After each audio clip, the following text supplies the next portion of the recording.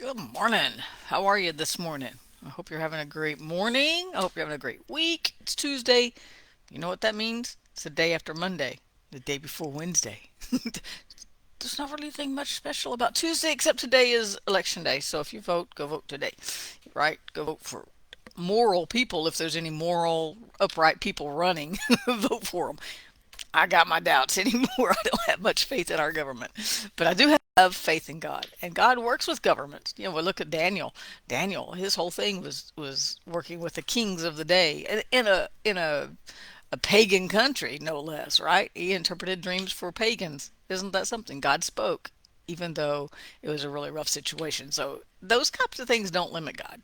God is not limited by our government. He's not limited by our laws. He's not limited. He's not going to break our laws. Don't get me wrong. He's not lawless either, right?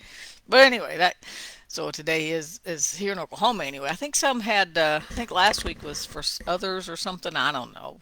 Did I see today's vote? Are you supposed to vote today? I don't know. I don't even know where I'm supposed to vote. I used to get mine mailed to me, and I participated in every election. And then when everything went crazy, they stopped mailing them to me. So I'm I don't know how to get them back. I'll just have to. I guess I can contact them and see if I start getting them mailed to me again, so I can vote. But I'm not going to go out and vote. Sorry, I'm just not going to do it. So I'm just going to be praying. Just pray for everybody. Anyway, so I hope you're having a good day, and I do hope you take the opportunity to go vote if you so wish. Anyway, so God doesn't have a democracy. But anyway, so I don't know what else to say there. Anyway, so here we go. This morning I read Joni Erickson's devotions. I get those in my email. When I first became a caregiver, she was one of the first resources I found, and they sent me a whole bunch of free stuff right after I contacted them and had brought Chris home. Not too long after I'd brought Chris home, I contacted Joni Erickson. I think her name's Tada now. Joni Erickson Tada, however you say her name. And she was injured. Actually, we are close to the same age. She may be a little bit older than I am, but when I was a teenager, she was a teenager, and she was injured in a diving accident and broke her neck. And but she's continued to minister all those years from a wheelchair. And one of her ministries actually is getting people in third world countries wheelchairs where they aren't readily accessible. And so I've followed her ministry. I read her book when I was a kid, when I was a teenager and all. And so she mentioned this scripture this morning in the devotion. I don't read them every morning, but don't tell her, okay? But that's okay. Y'all don't watch me every morning either, so nobody reads my stuff every day either, and that's okay.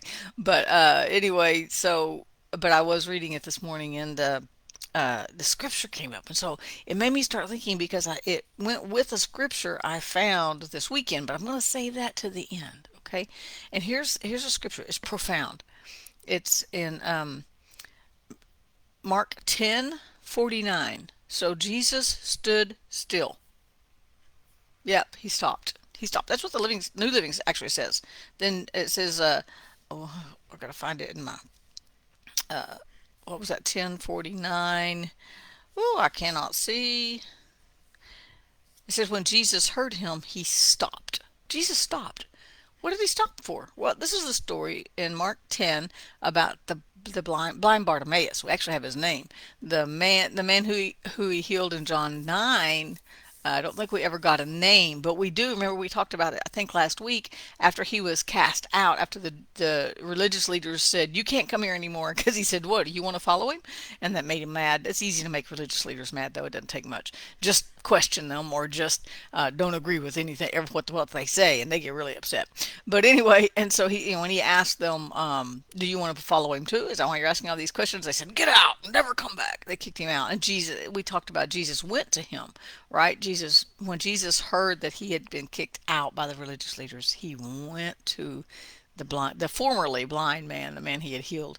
And this is another story, though. Blind Bartimaeus, and he was laying in the roadside, and he heard that Jesus of Nazareth was coming by, so he started calling out and saying, "Jesus, come heal me. Jesus, son of David, have mercy on me." And everybody's going, "Be quiet, blind dude. Be quiet." Shh. Because he had no social status. He had nothing. He was blind, right? So, and he couldn't find him, I guess, because of probably the crowd. He didn't know which way to go, right? He couldn't see. And so he he was calling out, "Have mercy on me, have mercy on me, son, like you son of David." Well, it says they kept saying, and then and then it says, let me see, it's on the other page. Jesus turned and he called for this. So Jesus stood still. He stopped what he was doing. I love that. He stopped what he was doing. He stood still and commanded him to be called, and said, "Bring him here." And he said, "What do you want?" And the blind man, of course, said, "I, or about Rabboni, that I might receive my sight." And Jesus healed him. He said, "Go your way. Your faith has made you well." And he immediately received his sight. But I want to pull out that phrase right there in verse 9. What is it? 49. It says Jesus stood still, and again, like I said, it said people were saying, "Be quiet!" They yelled at him, but he only shouted louder, "Son of David, have mercy on me!" See, but calling him son of David let him know he recognized who he was, right? And it says when Jesus heard him, he stopped, and he said, "Tell him to come here." Jesus stopped. Get this picture. The crowds are pressing in. Jesus on every side. They almost can't even walk through the streets because everybody's pressing in. The who knows which of these scenes like this that the woman pressed through to touch the hem of of his garment and get her healing. And people were pressed in. And they're walking along, and all these people are following him, and Bartimaeus hears that he's there, and he starts hollering out, and Jesus didn't necessarily hear him for a little bit, but finally it said when Jesus heard him, he stopped and he said, "Bring him here. Bring that one that's crying out to me." And see, and what I want to point out is not so much the healing, which is a wonderful thing, right? We can talk about healing too at some point, but what I want to point out is that Jesus stopped at this man's cry.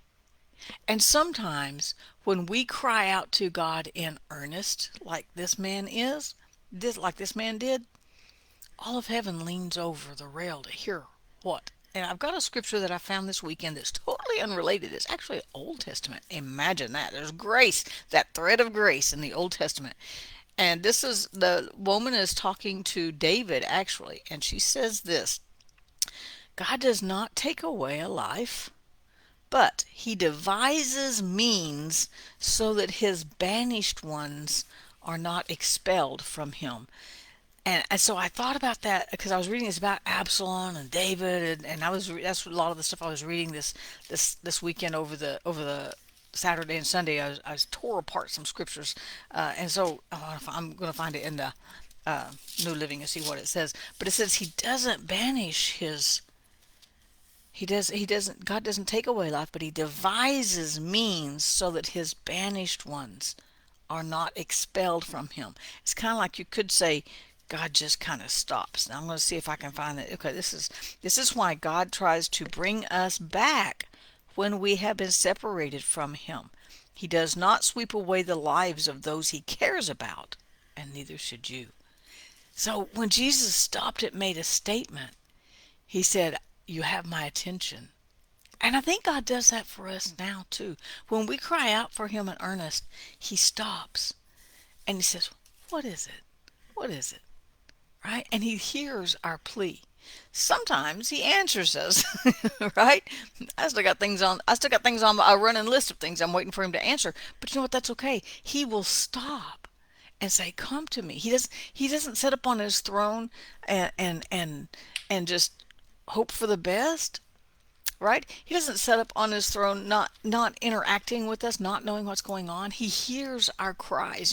We've talked many times about how he went to Hagar, he went to Gideon, he went to the woman at the well who is still nameless, right? How he, we see threads of grace where Rahab the harlot is in the lineage of Christ by faith, right? He hears faith. And maybe he heard, I mean, there were other people talking, yet he heard the blind man here and he stopped. He responded. And that's the thing. He's not up there just sitting on his throne, twiddling his thumbs, waiting for the end of time, right? He listens for us to call on him. He listens for our cry for help. He listens for our cry for mercy. He listens for our cry for grace. And then he says, "I'm giving you all those things, even more. I've already given you grace, mercy, peace," right? And he teaches us then how to live in that grace. He teaches us then how to live in that peace. He teaches us how to be drenched and covered in his love and his mercy. There's a really cool song called Drenched in His Love. It's a really fun song too. If you get a chance to find that on Apple Music or whatever wherever you listen to music, Drenched in Love is a really cool song. But we're drenched in that. He's there waiting for an earnest cry from our heart. It doesn't even have to be out loud.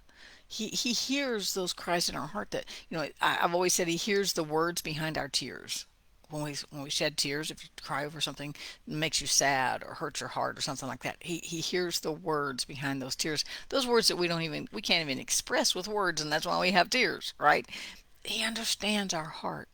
It says he knows we are just human. We're just flesh. And he knows. And he's got the grace and the mercy and the love and the peace to carry you through today. He will stop and listen to you when you cry to him. He will stop. And remember now, we're talking Jesus was a physical person, right? He was walking through a town and he stopped. But now he's not. And now he's everywhere. And we've talked about this so many times. He doesn't have the capacity to leave because he's everywhere. Even the psalmist said that in Psalm 139. He said, I can't get away from you. If I ascend to the heavens, you're there. If I go to the lowest pits of the earth, you're there. I can't really get away from your presence anyway. Not that I want to, right? And so he can't leave us because wherever he would go, he would already be there and he would still be here because he's everywhere, right? So he can't leave you today. Just be encouraged today. I just want to encourage you today that God hears the cry of your heart. Whether it's good, maybe it's a cry of joy, maybe it's a cry of sadness, maybe it's a cry of grief, maybe it's a prayer, maybe it's that cry for hope or for grace or for mercy or peace to make it through the day. He's got all of that all wrapped up in one, and he hears it, and he will stop and listen to the earnest prayer. It says if we know he hears us, we know we have what we're asking for. Did we read that yesterday? We know he hears us. Did we read that yesterday or was that the day before? I don't know. This is only Tuesday, right? Anyway, so I want to encourage you today that God hears you and that he does everything he can to make sure we can get to him. He hears those cries. He hears your cry for help. He hears your cry of joy. Whatever's on your heart, he's listening and he's stopping and calling for you today. He's like, yeah, come on, let's talk. Come on, let's talk. Let's visit, right? He wants to be a part of our lives, but he won't push in. He wants to invite. So invite him in today. Invite him in and say, yeah, here's all my junk. Here's just all my emotions. Here's all my everything I got, right? Jesus stopped when the blind man called out to him, and he will stop when you call out to him today too. Call out today. He'll stop. He'll listen. He'll answer. Have a great day. I pray that you have grace, peace, mercy. Did I miss anything? Everything else that you need for life and godliness through your knowledge of him today. Have a great day. Peace out. I'll see you tomorrow.